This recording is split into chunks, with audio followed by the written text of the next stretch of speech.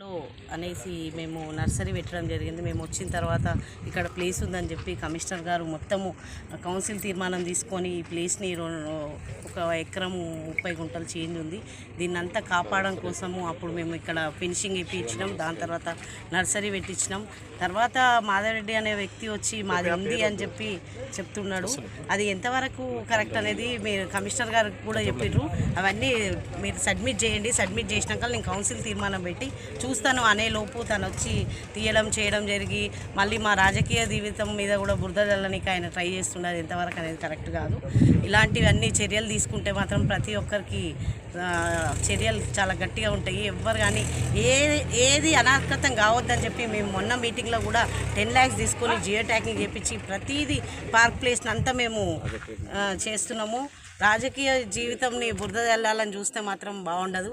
ఎవ్వరు చేసినా కూడా వాళ్ళని మేమేమి ఇచ్చిపెట్టాం.